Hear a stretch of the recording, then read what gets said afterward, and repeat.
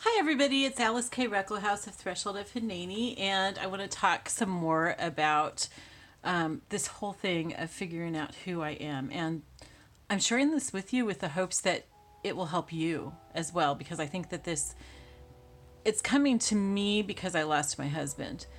But we all go through different situations that call on us to refine who we are or redefine who we are according to what God's taking us into. It's kind of interesting. I just got this in the mail. I had ordered it. This is Advent Meditations with Mary.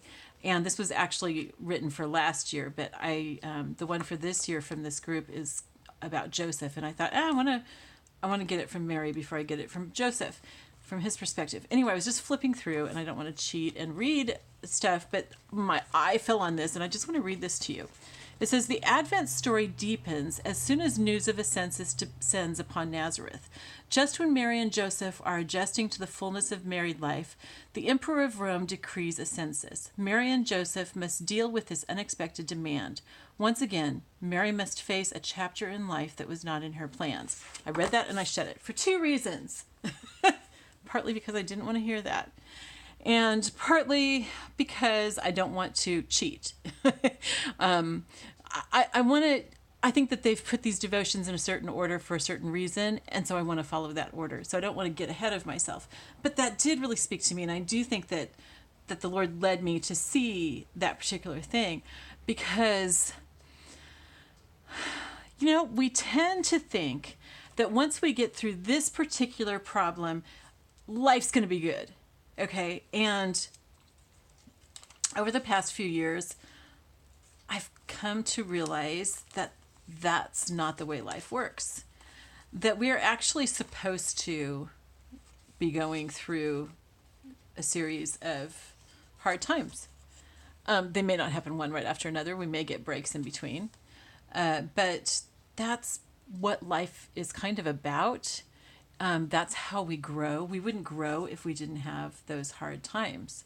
There's a song that my college roommate and I used to sing called "Thank You for the Valleys." And I learned it at Teen Missions. Thank you for the valleys I walked through today. The darker the valley, the more I learned to pray. I found you where the lilies are blooming by the way, and I thank you for the valleys I walked through today. And it talks about how we have to have those valleys. We have to have those hard times. That's how we get close to God. And that's also what makes the easier times more beautiful.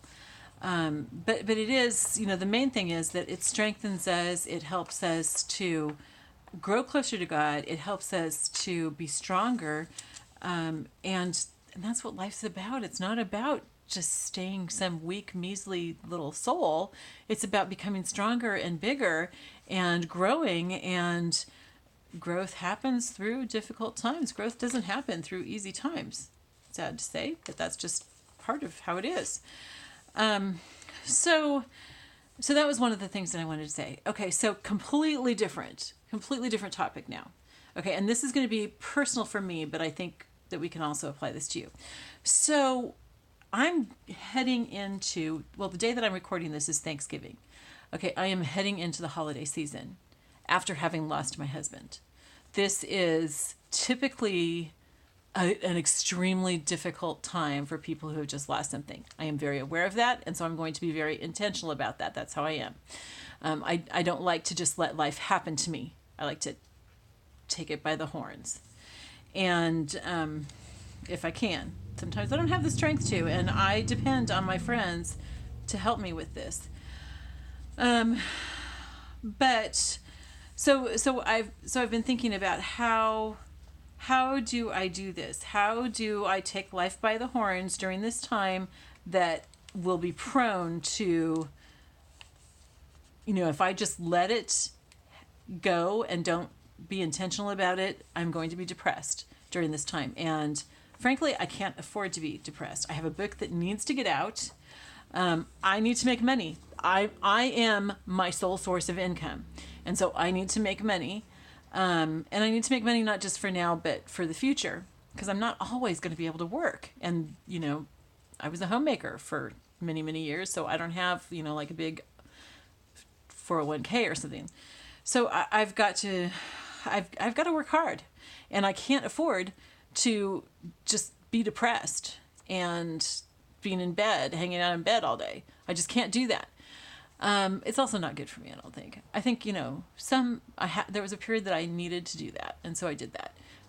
But I don't think that it's good for me to keep doing that. Maybe once in a while here and there I may end up doing it, but I need to, yeah, I need to move forward. So being very intentional about that, and also realizing that really more than the holidays, because Bill and I didn't really make a big deal of Thanksgiving and Christmas. We had both done that with our families. Man, I really, really poured myself into Christmas when I was raising my kids, especially my first three kids. I worked on Christmas all year long so that it could be this huge thing for my kids for all of Advent. And so, honestly, I'm burnt out on Christmas. I'm not burnt out on celebrating Jesus' birth, but I don't need to do that with all the trappings. I can just do that quietly on my own, like with, an Advent devotional. And yeah, I'm not using my own Advent devotional. I want to do something different. So sometimes I like to use other people's materials. And so what am I saying? So it's not the holidays so much that are going to be potentially a problem for me. What will potentially be a problem for me is that the December was a big month for Bill and me. It was when he came out to bring me back to Maryland. He came to Minnesota to rescue me. I don't like Minnesota, sorry. He came and he helped me pack up, and he flew my best friend up there to help me, and there were a few other family members that helped me and everything. And then it was, the day that we left to embark on our new life. We said one of our vows to each other on our way to Maryland. Our trip to Maryland, frankly, was the closest thing we had to a honeymoon.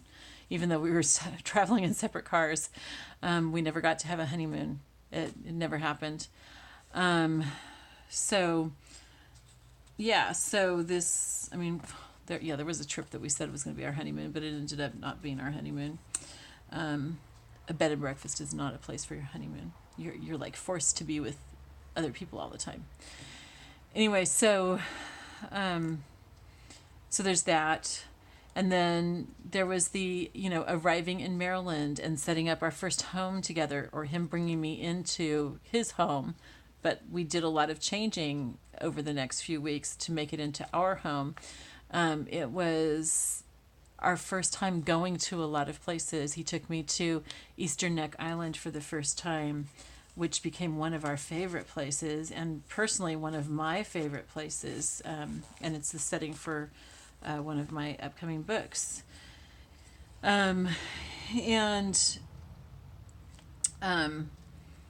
Was the first time I ever saw snow on the beach. It never occurred to me that it could snow on the beach or on the ocean or on the bay. Never occurred to me until that December. And so that was really special. That was magical to me. So there's a lot of firsts and a lot of anniversaries for us, a lot of special memories in December. And that's what I'm afraid of facing more than the holidays. And so I need to be very intentional about how I'm going to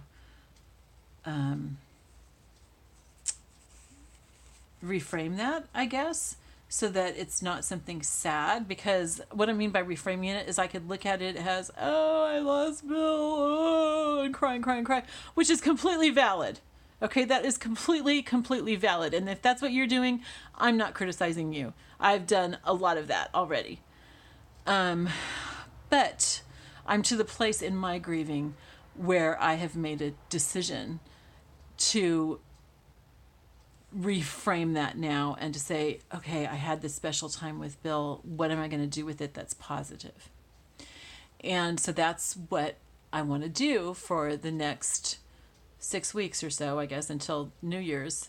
And New Year's Day was really special for us that first year too. So maybe a few days past that. Just to get me safely through New Year's. And I probably will collapse afterwards and have a couple days of depression. I don't know. I'm not saying that I need to, but I'm going to let myself if that's where I need to go. But what was I saying? I totally lost track. Anyway, reframing. Yeah, reframing. So I could spend this whole time crying and weeping and just thinking of it as what I've lost. But I want to reframe that and look at it as what I've gained. How did I grow? How did I learn from him? What would make him proud? I don't think that it's doing him any good or honoring my husband to just be moping around. I think that I will honor him more by using what I learned from him and growing in that way and finding out who I am now because he had such an influence on me.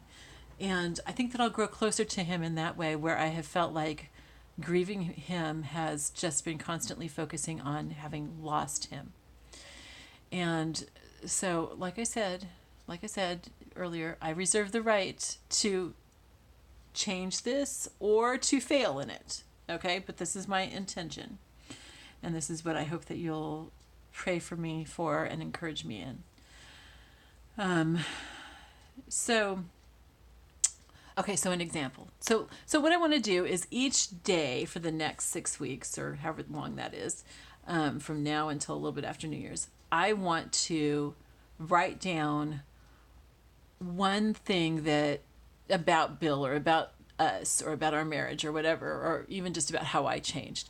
One thing each day, and how I'm going to allow that to help determine who I'm going to be for the rest of my life, or what I'm going to do with that. What positive thing am I going to do about that? And some of those may be big things, but I think that mostly I'll break them down into really small things. So for example, one thing is that one of the wonderful things about Bill's and my marriage was that we loved taking care of each other. I mean, we really loved taking care of each other.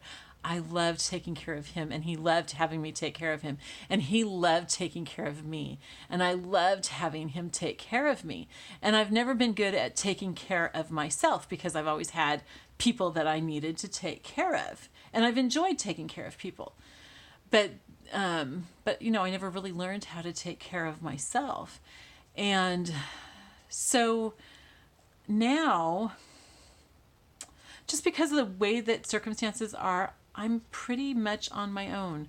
It's really weird. I was thinking about this morning. It's like the people who are my support group, and I do have a lot of support from friends and stuff, but it's like long distance, and it's not, you know, like tangible. It's mostly, you know, people I talk to on the phone occasionally or maybe regularly, but not super often or anything.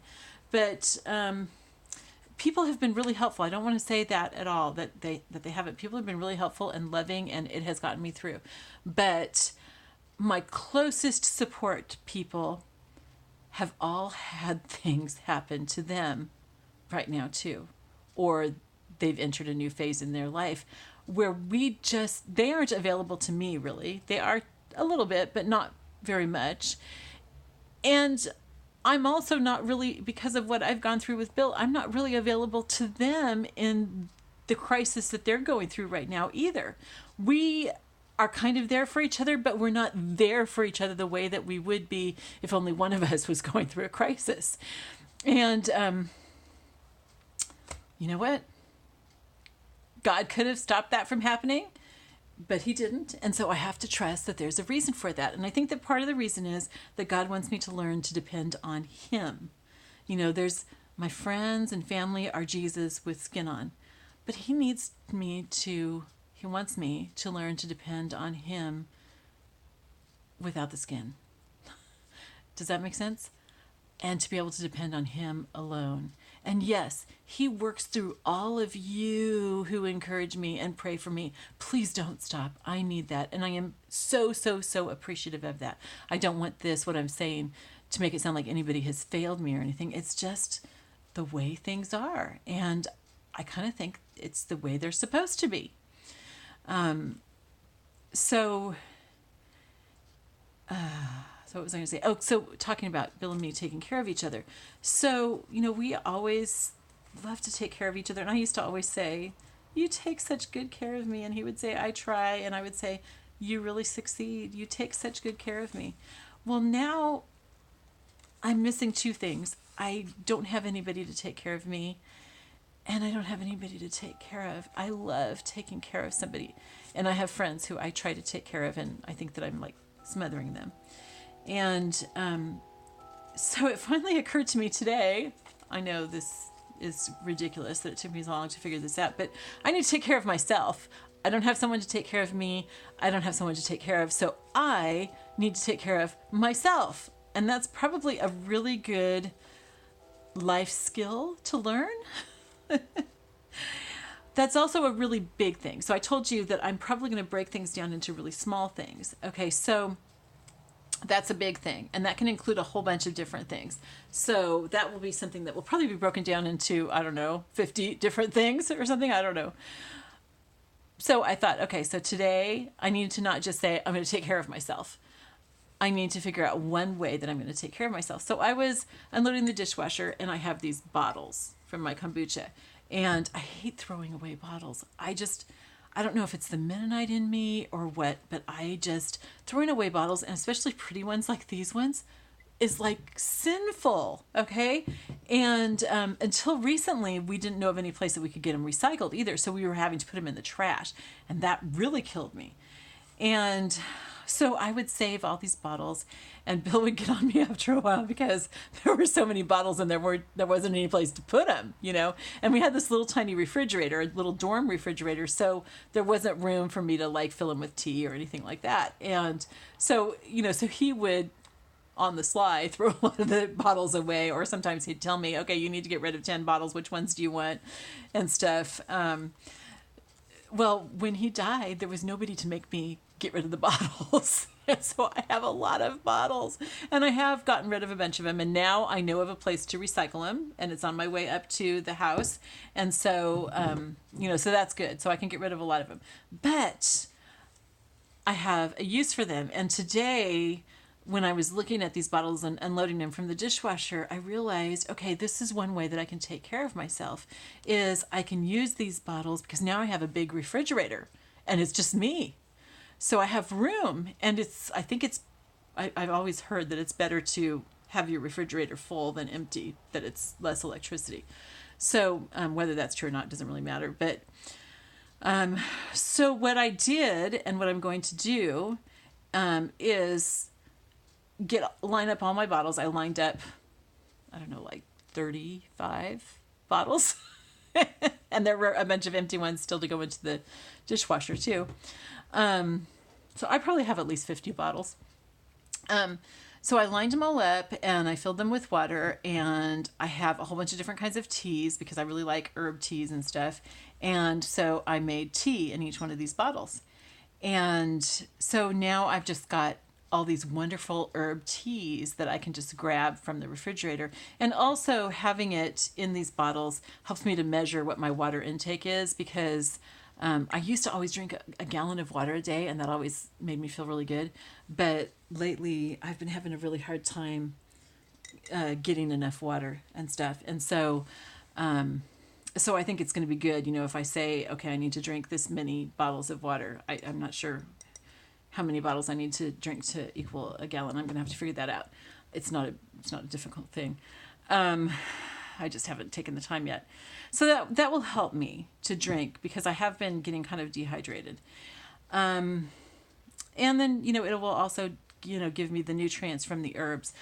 I also want to fill some of them with apple cider vinegar and water drink that is really helpful for energy, and I've used it before. It has a lot of good health benefits, and I really need to start doing that again. And then I might even just fill up some bottles just with water, so I can have cool water to drink, instead of just having to get it straight from the faucet, because I kind of tend to avoid that, and I just need to drink some plain water. So that's a real small thing. I mean, there's nothing earth-shattering about filling up bottles of tea and apple cider vinegar and water.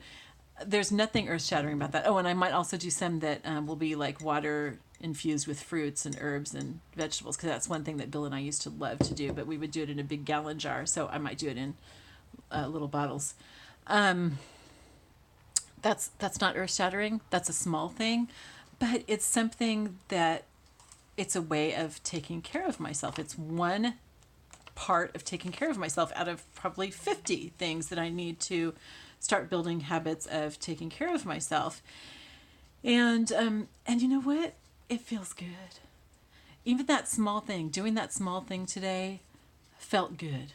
It felt good, and it wasn't just because I'm physically taking care of myself. By taking care of myself, I'm saying that I'm worth it. And I think that all these years of not taking care of myself, I didn't take care of myself because I didn't feel like I was worth taking care of. And that's one of the ways that I've changed because of my marriage to Bill, because he took such good care of me. It made me feel like I was worth being taken care of. And so now I'm okay with thinking that I'm worth taking care of myself, where I used to feel like that was selfish. And so to me, that is a big change. That's a really, really big change. And that will change a lot of who I am. It will change a lot of what I do. It will change a lot of how I have more energy, probably. I'm guessing that I will have more energy to take care of other people or to help other people or to write or do whatever it is that I need to do, because I'm taking care of myself. So I think that, by filling these bottles with tea and apple cider vinegar and infused water and just plain water, I'm honoring Bill because I'm moving forward with what he taught me about being worth taking care of. And I'm honoring him having all these bottles and making good use of them. Hopefully he's not rolling over in his grave because I've got 50 bottles. Oh, he can't because he was cremated. So maybe the grains of ashes are rolling over in the urn. No, I think he's proud of me. I really do. I think that he's proud of me that I've found a way to use all these bottles that I really love and that I can't throw away. So anyway, so that's my first thing. I'm not sure if I will share each thing that I do with you all, because I don't know, there may be some things that are just too private for me to share or that I don't feel are applicable or something. But I'll probably share a lot of those things because I think that a lot of them can be applicable. Today, I feel like what's applicable to you in what I've shared, isn't this pretty? This is a coffee filter that I folded and stamped and distressed. Isn't that beautiful? I love how it turned out. So I think that the takeaway for you from this today is that if you're in this process of figuring out who you are, or even let's say, okay, I'm going to be making these in December. So you know how we do New Year's resolutions, okay? We see the new year as a time to make ourselves into a better person. I think that you can do this with me. And you don't have to do the same things as me, although maybe this will give you a good idea. I don't know. But the takeaway is, first of all, the first thing is that don't dismiss your trials as being something bad. Our trials and our struggles are there for a purpose, and those are what help us to grow. And so we need to embrace them. I need to embrace the fact that I lost my husband. I have to embrace that because this is part of what's going to make me who I am now. It's part of what's going to make me stronger. Doesn't mean that I'm okay with having lost him, okay? But it's the truth, it's reality, it's what is. I can't change that. And so rather than fighting it, I need to work with it. Okay, so that's the first thing. The second thing is to look at the different things that have influenced you lately. What are some of those things that you want to take hold of? And then to start thinking of how those things can change your life. Like I thought of, okay, I need to learn to take care of myself. Okay, those big things, then we want to start breaking down into smaller, manageable pieces. This is something that I will do every week or maybe even every 2 weeks. Because if I have 50 bottles, that's a lot to have filled up. I probably won't go through 50 bottles in a week. I might. I've got to figure out how many I need to drink a day, and then I'll know. But break it into a small manageable thing, not something necessarily that you have to do every day, and maybe not something that you're going to try right away, because if I have a new habit each day that I list, I probably can't implement a new habit every day. That's probably too much. But I'm going to make the list. I'm going to make the plan. And that's probably going to be like part of my plan for the next year, or maybe 2 or 3. So anyway, so I think those are the things that you can take away from it. I hope that you're going to join me on this journey. I would love to not just be on this road by myself. I would love to have other people along with me, not just to help me and encourage me and pray for me, although I do really, really appreciate that. And if that's the only reason that you're on the road with me, that's great. I appreciate it. I am not going to turn down your encouragement and prayers or help or whatever. But I would love to have some people on this journey with me, because they also want to figure out who they're supposed to be right now and what they need to tweak in their lives and what improvements they can make to make themselves more of who God is calling them to be. So anyway, let me know if you're joining me on this journey and in what capacity. I would love to hear that in your comments below. I love you so much. Mwah. I will talk to you all later. Bye-bye.